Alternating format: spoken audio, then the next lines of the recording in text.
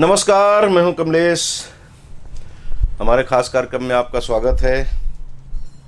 भारत इस वक्त जिस तरह के हालात से गुजर रहा है, जिस तरह की परिस्थितियों से दरपेश हो रहा है, जिस तरह के संकट का सामना करना पड़ रहा है उसे, इससे हम सब अच्छी तरह से वाकिफ़ हैं। कहीं जाति का मसला, कहीं धर्म का मसला, कहीं क्षेत्र का मसला, कहीं भाषा का मसला, इस सब तमाम मसलों के बीच अगर कहीं जाके दृष्टि रुकती है, जहाँ थोड़ा सा आशा की किरण दिखाई देती है, तो वो धर्म का क्षेत्र है। और धर्म के क्षेत्र में जो लोग सतत लगे हुए हैं समर्पित भाव से, उनमें जब कुछ लोगों से बात होती है तो मन में एक आस बंधती है कि नहीं, ये वो देश है जहाँ भगवान राम ने जन्म लिया, जहाँ भगवान कृष्ण पैया पैया चले थे, जहाँ संगम है, जहाँ हरिद्वार है, जहाँ ऐसे ऐसे तीर्थ हैं जिसका दर्शन करने के लिए दुनिया से लोग आते हैं। तो लगता है कि नहीं, पहले जैसी स्थिति आज नहीं तो कल जरूर होगी। ये नज़रें जिन पर टिकती हैं उनमें एक हैं श्री घनश्यामाचार्य जी। आपके बारे में सिर्फ इतना ही बताऊंगा कि अलोपी बाग प्रयागराज में आपका निवास है। भारत के तमाम हिस्सों में भ्रमण कर आप भगवत प्रेमियों की धार्मिक क्षुधा शांत करने की कोशिश करते हैं और उनके मन में जो धार्मिक भाव है उसको और प्रज्वलित करते हैं। इनके बारे में और हम बीच में आपको बताएंगे। वो महाराज जी, हमारा सौभाग्य है कि हमारे स्टूडियो में पधारे हैं। बहुत बहुत प्रणाम आपका और स्वागत है आपका। जो वातावरण इस समय है महाराज जी, देश में राम मंदिर का निर्माण हो रहा है। 22 जनवरी को वहाँ भगवान राम विराजमान होंगे। प्राण प्रतिष्ठा की तैयारियाँ पूरे देश में चल रही हैं। इसी बीच में इस तरह की बातें भी करने वालों की कमी नहीं है कि ये पूरा का पूरा इसका राजनीतिकरण किया जा रहा है। आपकी दृष्टि में क्या है, ये कैसा देखते हैं आप इसे? बोलो श्रीमन नारायण भगवान की जय। तीर्थराज प्रयाग अलोपी बाग लक्ष्मीनारायण मंदिर अदास सेवक है। जैसा आप चर्चा किए कि श्री राम जन्मभूमि जो 22 जनवरी 2024 को भगवान श्री राम की प्रतिष्ठा होने जा रही है, उस विषय पर हमारा ये संकेत है समस्त देशवासियों की मंगल कामना करते हुए कि ना कोई राजनीतिकरण है, ना कोई इसमें कपट है, ना छल है। राम जी की जन्मभूमि सदैव रही है भी और रहेगी। राम जी वहाँ पहले से विराजमान हैं।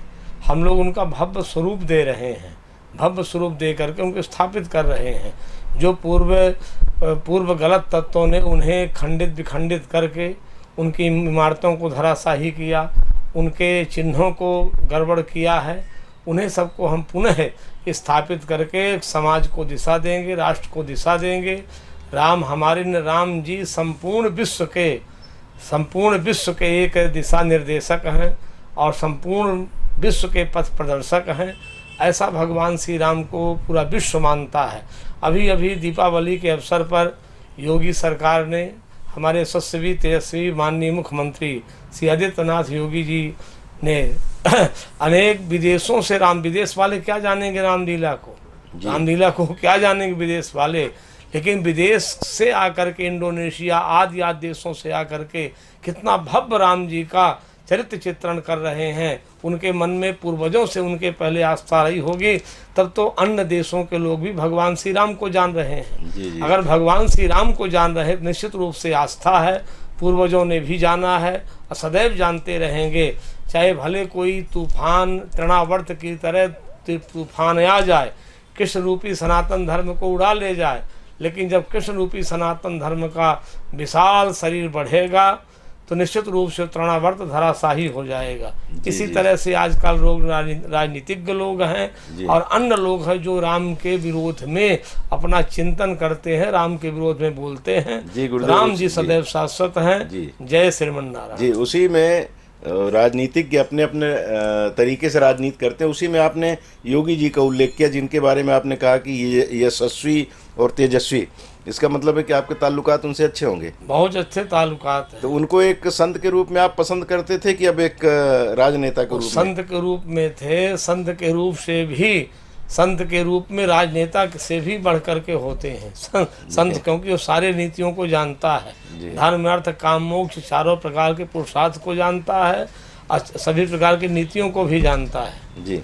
तो कृष्ण का जो जन्म स्थान है वहाँ भी जब लोग जाते हैं सनातनी, तो वो आजू बाजू का जो दृश्य है उसको देख करके मन में थोड़ा सा कष्ट होता है। मन तो में उससे बहुत बड़ा कष्ट होता है। ये लगता है सनातन धर्मावलंबियों को और भगवान के भक्तों को, और जिनके पास ये है कि हम भारतवर्ष के हैं जी। और हिंदुत्व उनके भावना के अंदर रंच मात्र भी है। यहाँ तक नहीं कि हम तो सनातन धर्मावलंबी मानते ही हैं, और अन्य समाज के लोग भी जाते हैं, इसलिए ईसाई है, मुस्लिम है, उनके भी अंदर कचोटता है कि गलत हुआ है। उनके अंदर कितने हमारे मुस्लिम भाई बंधु हमारे समीपस्थ हैं, तो बोले महाराज गलत हुआ है, लेकिन हम लोग क्या करें, राजनीतिकरण हो गया है, इसलिए आपस में मतभेद पैदा हो रहा है। बाकी तो गलत हुआ है। राम जन्मभूमि होना चाहिए, कृष्ण जन्मभूमि होना चाहिए, काशी विश्वनाथ का ही स्वरूप होना चाहिए। भाई जहाँ मस्जिद है वहाँ तो हम छेड़खानी करने नहीं जाते हैं, न उनके मक्का मदीना जाते हैं, न किसी जगह जाते हैं। तो ऐसे पूर्वजों ने अगर छेड़खानी कर दिया है तो पूर्वजों की आदत को सुधार करके, पूर्वजों की गलती को सुधार करके मुस्लिम भाइयों से भी कहते हैं कि जिसकी जो संपत्ति है, धरोहर है, जो जिसका अधिकार है, धर्म है, उसे प्रदान कर देने से ही भलाई है। नहीं तो दशा वही होती, जैसे पांडवों ने 5 गांव मांग के संतुष्ट हो रहे थे, तो फिर कौरवों को संपूर्ण राष्ट्र समर्पित करना पड़ा है। वही परिणाम भविष्य में होगा। अभी हम केवल राम जन्मभूमि को का स्वरूप तो देख ही रहे हैं, काशी विश्वनाथ को स्वरूप को देखना चाहते हैं, कृष्ण जन्मभूमि को भी देखना चाहते हैं। इसलिए हमें मिलना चाहिए, हमारा पूर्ण अधिकार है, सदैव उस पर हमारा अधिकार रहेगा, हम आगे प्राप्त करके रहेंगे। जय श्रीमन्नारायण। जी गुरुदेव, लेकिन इसमें जो लोग जिनके पूर्वजों ने गलती की थी, जिस तरफ आप संकेत कर रहे हैं, वो तो कम, लेकिन राजनेता ज्यादा बोलते हैं, जिनको उनके वोट की लालच है। जी, वोट का औरों की भूमिका में तो वो ज्यादा दिखाई देते हैं। जी, वोट का वो तुष्टीकरण कर रहे हैं, लेकिन अंत में उन्हें भी ये समझ में आ जाता है कि हम गलत कर रहे हैं। उन्हें भी इतनी हानि होती है कि हम गलत कर रहे हैं, और वही सवा करके उसी के पुष्टिकरण फिर करना प्रारंभ कर देते हैं। तो बहुत दिन तक थोड़ी से प्रलोभन के कारण मनुष्य गलत काम कर लेता है, गलत काम उठा लेता। रावण भी सीता जी का हरण किया, लेकिन अंदर से सीता जी के चरणों की वंदना करता है, अंदर से माँ मान के प्रार्थना करता है, अब बाहर से अपनी राजनीति करने के लिए, देश में अपने स्वरूप सत्ता को जनाने के लिए सीता जी को उठा के ले जाता है। अब परिणाम क्या हुआ? परिणाम पूरी लंका सब विध्वंस हो गई, और अंत में सीता जी राम जी को प्राप्त हुई और सारे संसार में शांति प्राप्त हुई। जय श्रीमन्नारायण। जी जी गुरुदेव, हम लोग ये मानते हैं, और मानते क्या है, जो सच है उसी को जानते हैं, मानते तो नहीं है, कि छत्तीसगढ़ भगवान राम का ननिहाल है। यहाँ उनकी माता कौशल्या जी का प्रादुर्भाव हुआ था। उस छत्तीसगढ़ में आप कैसा वातावरण देखते हैं धार्मिक? क्योंकि मुझे जो जानकारी है उसके हिसाब से आपके गुरुदेव ब्रह्मलीन श्री गोकर्णाचार्य जी और आप, विशेष करके उनके समय में छत्तीसगढ़ में आपके शिष्यों की तादाद बहुत है, तो यहाँ पे कैसा वातावरण देखते हैं आप? जय श्रीमन्नारायण। ये छत्तीसगढ़ जब मध्य प्रदेश में सम्मिलित था, उसके पहले 100 वर्ष से हमारे पूर्वाचार्य छत्तीसगढ़ में आ रहे हैं। आपके कोरबा जिला और मुंगेली जिला, रायपुर जिला और साथ में बिलासपुर जिला, इन सब जिलों में, और दुर्ग जिला भी है, इन सब जिलों में भ्रमण करते हुए सदैव संदेश दिए हैं। यहाँ तक कि हमारा जो आश्रम बना हुआ है अलोपी बाग प्रयागराज में, जांजगीर जिला के समस्त गौटिया परिवार, क्षत्रिय परिवार, ब्राह्मण परिवार, यहाँ से चावल जा करके, चावल की मजदूरी दे करके आश्रम का निर्माण कराया गया था। उसी आश्रम से संबंधित एक संत थे जिनका नाम था अनंताचार्य। उन्होंने पामगढ़ के समीप एक व्यास नगर नाम का गांव है, वहाँ आचारी तालाब के रूप में उन्होंने तालाब खनवाया था। उस यहाँ छत्तीसगढ़ वासियों के स्नान के लिए, पानी के लिए, सिंचाई के लिए इतना श्रम किया था। तो ऐसा छत्तीसगढ़ बहुत पहले से, छत्तीसगढ़ की ही देन प्रयागराज में श्री लक्ष्मीनारायण मंदिर अलोपी बाग है, छत्तीसगढ़ की ही देन है। आपके भाटापारा के पास तिलदा न्योरा है, तो तुलसी क्षेत्र में श्री लक्ष्मी वेंकटेश भगवान का भव्य मंदिर बना हुआ है, जहाँ प्रतिवर्ष भव्य आयोजन होता है, जिसे आगे वाले समय में श्री माननीय यहाँ के मुख्यमंत्री श्री रमन सिंह जी ने उसका उद्घाटन किया था, प्रतिष्ठा की थी, और हमारे विधानसभा अध्यक्ष माननीय श्री धर्मलाल कौशिक जी ने भी उसका विशेष रूप से सहयोग दे करके और पूजा पाठ को संपन्न कराया था। छत्तीसगढ़ अति प्रिय राज्य है, सभी संत महात्मा आते हैं तो निश्चित रूप से यहाँ इतने प्रभावित हो जाते हैं, सदैव प्रशंसा करते हैं। क्या इसका कारण महाराज ये माने कि भगवान राम की माता जी का यहाँ जन्म था, उनका ननिहाल था, और अवध में ही इलाहाबाद भी आता है, प्रयागराज भी जिसका नाम हो गया, तो अवध का छत्तीसगढ़ से जो सनातन कालीन नाता रहा है, उसकी वजह से और थोड़ा सा एक आकर्षण का केंद्र बन जाता है छत्तीसगढ़। बहुत ज़्यादा आकर्षण का केंद्र बनता है यहाँ छत्तीसगढ़ में। सबसे प्रथम तो माता शिवरी, जो शिवरी का स्थान है, शिवरी नारायण जिसको कहते हैं, वहाँ आज भी वो दोने, जो दोना के रूप में बट वृक्ष का पत्ता भी दोना के स्वरूप में समाज को ये इंगित करता है, यहाँ भगवान श्री राम आकर के शिवरी के वैर खाए थे, और राम जी इसीलिए यहाँ पे आए कि हमारा ननिहाल है, और ननिहाल से हो करके राम जी आगे दंडकारण्य क्षेत्र में गुजरे हैं। पहले दंडक वन था, लेकिन जब से राम जी आ गए तब से ये दंडक वन पुनीत हो गया, पवित्र हो गया, और इसका लगाव केवल अयोध्या से नहीं, श्री धाम वृंदावन से है और काशी विश्वनाथ से है। अयोध्या की धरती से तो प्रगाढ़ संबंध रहा है, मतलब धर्म क्षेत्र है, धर्म क्षेत्र है, धर्म क्षेत्र पूरा धर्म क्षेत्र रहा है। सदैव बड़े बड़े ऋषि मुनि यहाँ तप किए हैं जंगलों में आकर के, जो उनको संस्कार दे करके आज छत्तीसगढ़ वासियों को धर्म के प्रति प्रेरित कर रहे हैं। जी जी जी।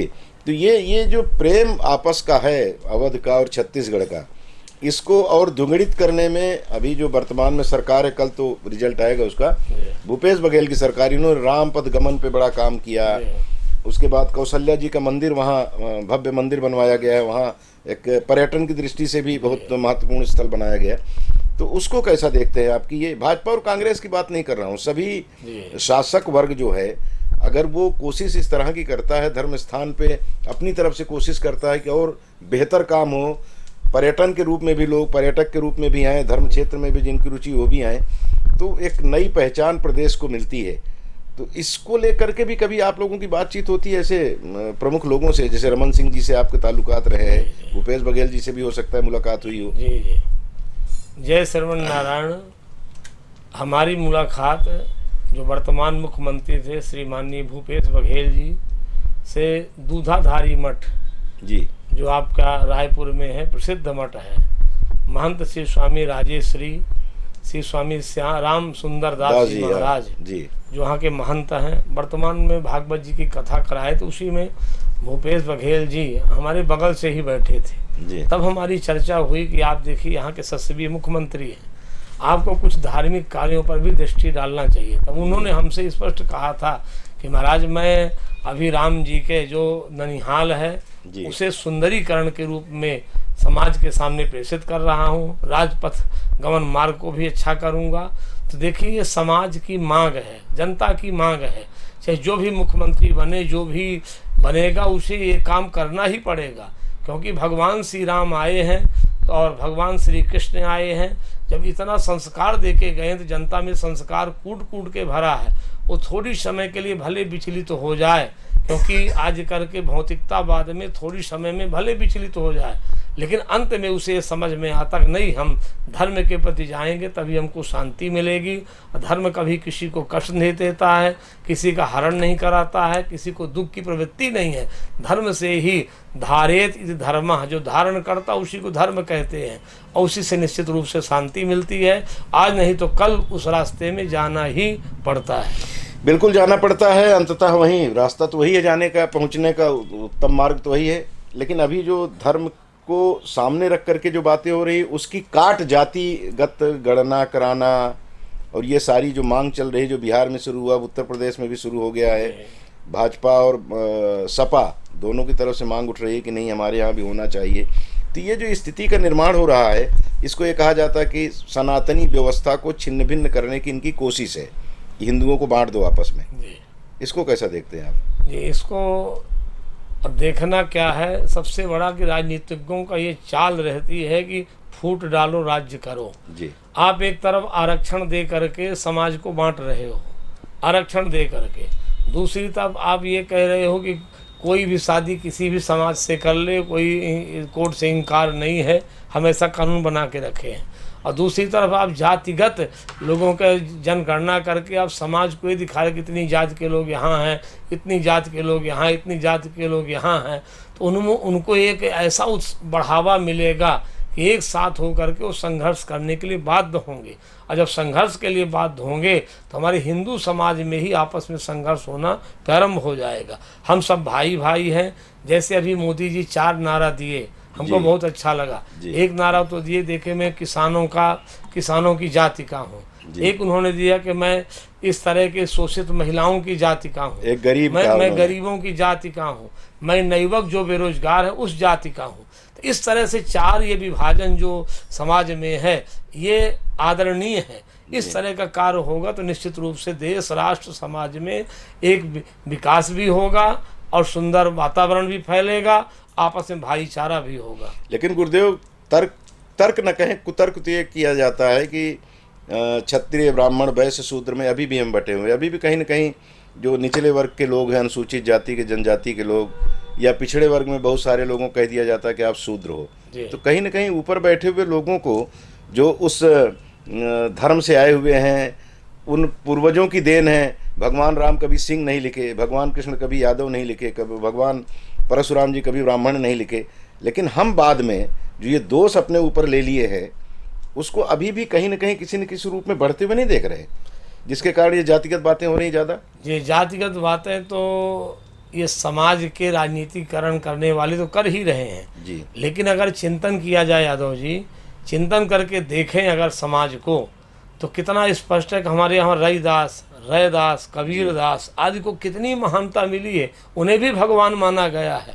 तो हमारे यहाँ ये नहीं हुआ कि रविदास, रैदास, कबीरदास और गुरु घासीदास किस जाति के थे, इन्हें भी महान संत माना गया है। इनके भी आचरण को, इनके भी दिशा निर्देश को पूरा समाज स्वीकार किया है। लेकिन चित्र इनका घर में नहीं लगाते, रामकृष्ण का लगाते हैं, यही आपत्ति करते हैं लोग जी, कि मानते तो जरूर है कि संत हैं जी, लेकिन गुरु घासीदास जी का फोटो अगर लगा होगा तो उनके अनुयायी के यहाँ लगा होगा, अनुसूचित जाति के, बाकी लोग अपने घर में नहीं लगाते। अनुयायी के यहाँ लगा हुआ चित्र लगने से नहीं, मान्यता तो सबकी होती है, मान्यता तो हमारे यहाँ सबकी है, मान्यता में कोई कमी नहीं है। चित्र तो अब ऐसा जिसके प्रति जिसकी निष्ठा है उसको लगा के रख लिया। जैसे उत्तर भारत में तुलसीदास जी, तो वहाँ तुलसीदास जी का लगा के रखे हैं। छत्तीसगढ़ में गुरु घासीदास जी हुए, रविदास जहाँ हुए, रैदास हुए, सूरदास हुए।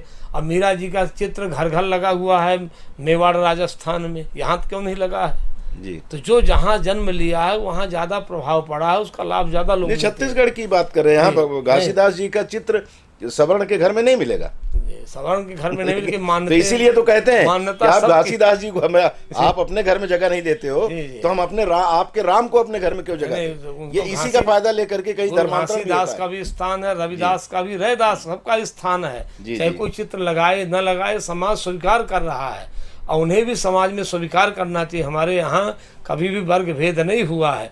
हम लोग तो एक नारा देते हैं कि आराधना अपनी अपनी मान्यता सबकी, आराधना अपनी अपनी मान्यता सबकी।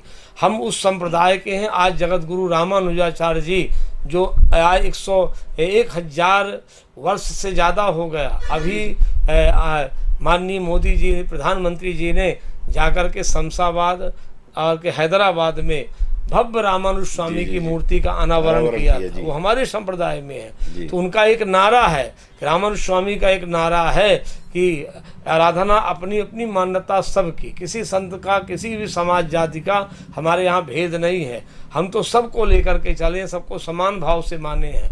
आज जगत गुरु रामानुजाचार्य जी ऐसे को भी कंधे में हाथ रख करके, जब श्रीरंगम में पूजा के लिए पुजारी जाता था तो रामानुज स्वामी एक चतुर्थ वर्ग के कंधे में हाथ रख करके जल ला करके रंगनाथ भगवान को स्नान कराते थे। कहाँ वर्ग भेद है?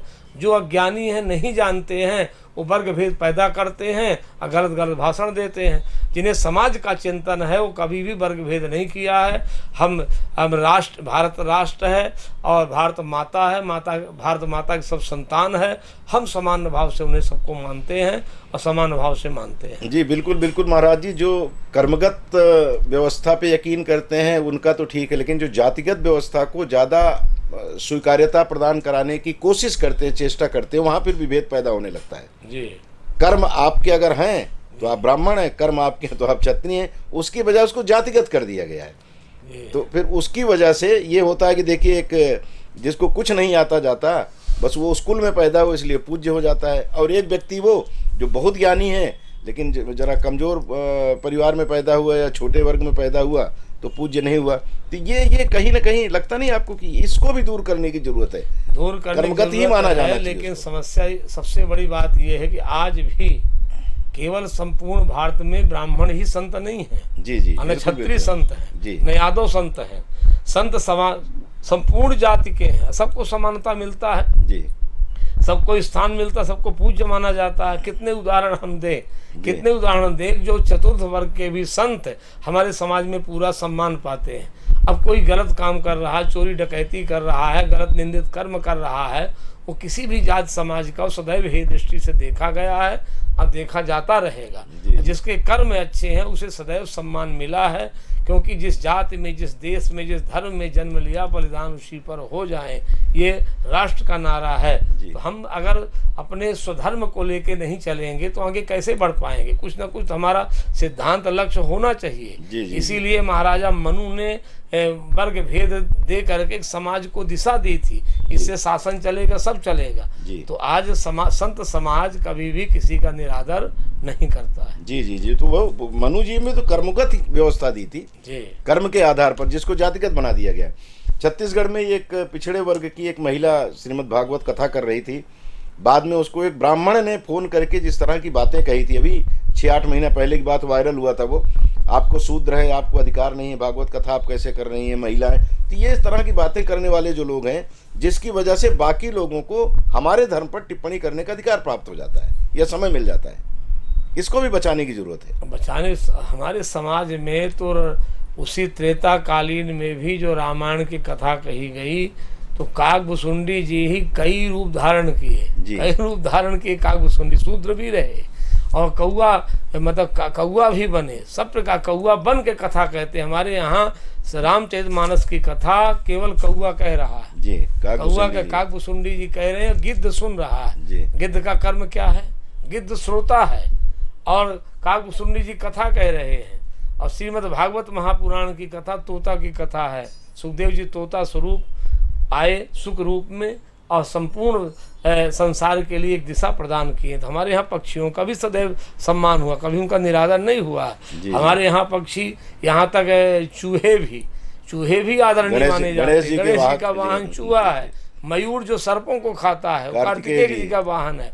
बैल जिसको सदैव सम्मान होता था भगवान शिव का वाहन है। शेर जो संसार का राजा है, तुम्हारा जो पार्वती जी दुर्गा जी का वाहन है। दुर्गा जी अष्टभुजी हो करके और चारों वर्णों को 2-2 हाथ प्रदान किया है।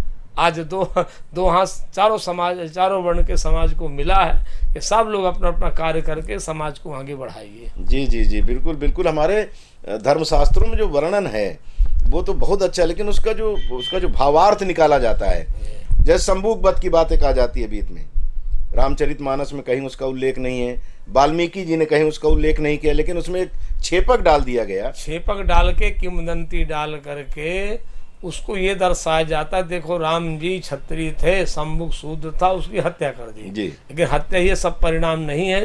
जो अंतर कथाएं उस विषय पर हम कोई टीका टिप्पणी नहीं करेंगे, क्योंकि वो लाई हुई कथाएं हैं। क्योंकि जो राम जी थे, राम जी संपूर्ण संसार की मर्यादा का पालन किए हैं, संपूर्ण समाज को लाभ दिए हैं। भगवान श्री राम भिल्लनी कौन थी? भिल्लनी के यहाँ जा करके बेर खाए। यहाँ तक लिखा हुआ है कि जब राम जी वनवास गए, यहाँ छत्तीसगढ़ आए वनवास भेष में, तो यह सुधि कोल्ह की रातन पाई, हर से जनु नवनिध घर आई। और फिर क्या किए? कंद मूल फल भरि भरि दोना, चले रंग कनिध लूटन सोना। तो राम जी उन्हें भी गले से लगाया है। स्वपच स्वपस खस यमन जड़, पावर कोल किरात, नाम कहत पावन परम होत भुवन विख्यात। बचा ही नहीं, सारे आ गए कोई उसमें। सब आ गए, कोई बचा नहीं। यही तो लाई राम और लीना, कुल समेत जग पावन कीना। जिसके छाए से लोग डरते थे, उस निषाद राज केवट को राम जी ने गले लगा करके और संपूर्ण निषाद समाज को भगवान ने धन्य कर दिया है। तो किसे छोड़ा, उसे हम मानते हैं, सदैव स्वीकार करते हैं।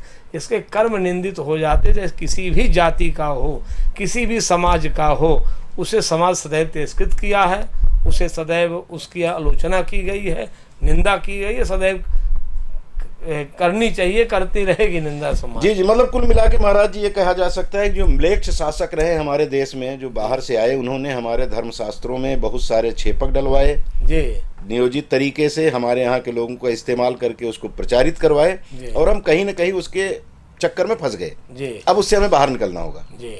अब इसी तरह से सीता निष्कासन जी, वो भी पूज्य गोस्वामी तुलसीदास जी तो कहीं नहीं लिखे हैं। संकेत तक नहीं किए। बिल्कुल नहीं लिखे हैं। दुई दुई सुसंभ्यातन के रे, सब भाइयों के दो दो बेटा थे।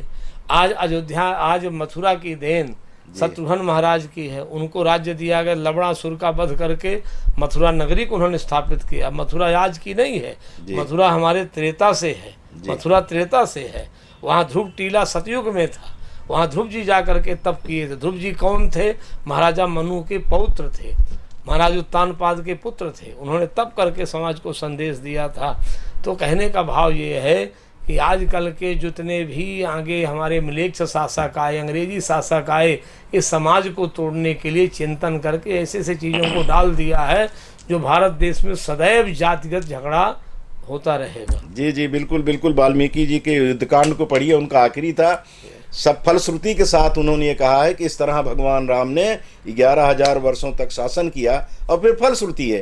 तो फलश्रुति के बाद तो कुछ होते नहीं। उसके बाद लौकुश कांड कहाँ से आ गया? पूरा का पूरा कांड ही छेपक है, जिसमें शंभूक वध और माता सीता के वनवास की कथा। ये तो आप उसके अंदर जाएंगे तो आपको पता लगेगा कि कितना बड़ा षड्यंत्र सनातन धर्म के साथ किया गया। अब लोग समझने लगे हैं। अब लगता है कि बहुत सारे माध्यम हो गए हैं, तो लोगों को अब यूट्यूब पे चले जाएंगे, उसमें खोज लेंगे, बहुत सारी सामग्री मिल जाती है। पहले पुस्तकें पढ़ने को नहीं मिलती थी, हर आदमी के पास उतना सामर्थ्य नहीं थी। अब वो उपलब्ध है, तो पढ़ पढ़ के लोगों को समझ में आ रहा है कि हमारे साथ कितना मजाक किया गया। अब उसको सबको ठीक करके, अब महाराज आखिरी में कई बार हम लोग ये कहा करते हैं ना कि कलयुगे प्रथम चरण, जो सुनाते हैं कथा उथा में, जम्बूद्वीपे भारत खंबे, तो ये कलयुग का पराभव कब शुरू होगा? ऐसा कभी ध्यान में आता है कि कब हम ये, मतलब ये माना जाता है ना कि कलयुग है, हालांकि रामचरितमानस में तो है कि कलयुग सबसे उत्तम, सिर्फ याद करिए, भगवान का भजन करिए, आपको स्वर्ग की प्राप्ति हो जाएगी। लेकिन ये भी है कि कलयुग, घोर कलयुग आएगा तो ऐसा होगा, मतलब बहुत सारी चीज़ें ऐसी विकृत रूप में प्रस्तुत हो जाएंगी कि आज सोच करके बुरा लगता है। तो कब इसका उतार शुरू होगा? अंतिम चरण कब होगा? अभी तो प्रथम चरण चल रहा है, और कलयुग का युग जैसे आप बताए कि सबसे बड़ा युग है कि कोई योग तप आराधना यज्ञ आदि ना करे, केवल केवल नाम आधारा सुमिर स्मरण कर ले। कलऊ केशव कीर्तनाथ, केवल स्मरण कर ले, उसको फल मिल जाता है यज्ञ आदि करने से। लेकिन धीरे धीरे ये सब चलता रहेगा, और आगे भी आने वाले समय में जब ये म्लेच्छ शासक इस तरह से हावी होंगे, देश पर भारी पड़ेंगे, तो धीरे धीरे विष्णु यश के यहाँ भगवान का स्वयं प्रकट होगा, और इसका समापन हो जाएगा, फिर सतयुग प्रारंभ होगा। तो ये जो देश की परंपरा, कल की अवतार की जो बात कही जा रही है, कल की अवतार, वही कल की अवतार है। तो एक तो कल की अवतार आचार्य प्रमोद जी बोलते हैं कि मैं वहाँ आश्रम बना रखा हूँ। नहीं, कल की अवतार के नाम से बना रखे होंगे, लेकिन कल की अवतार तो वही बहुत समय बाकी आने के लिए। न जाने हम लोग कितनी बार जन्म होगा, कितनी बार जन्म लेके अभी आना पड़ेगा इस देश में। तो कल की अवतार का समय नहीं है अभी। भगवान धीरे धीरे सब ठीक करेंगे।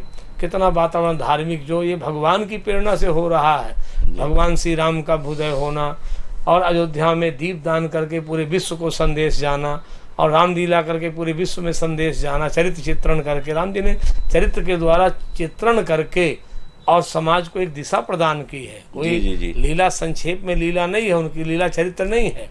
भगवान श्री कृष्ण ने भी ऐसी लीला कर करके, टेढ़ी मेढ़ी लीला कर करके भी, से कालिया नांग के ऊपर नाचना, गोपिकाओं के साथ नृत्य करना, गोपिकाओं के साथ नृत्य कर रहे हैं, लेकिन कोई कलंक नहीं, भगवान श्री कृष्ण को कोई कलंक नहीं, क्योंकि काम उनको स्पर्श ही नहीं कर सकता है।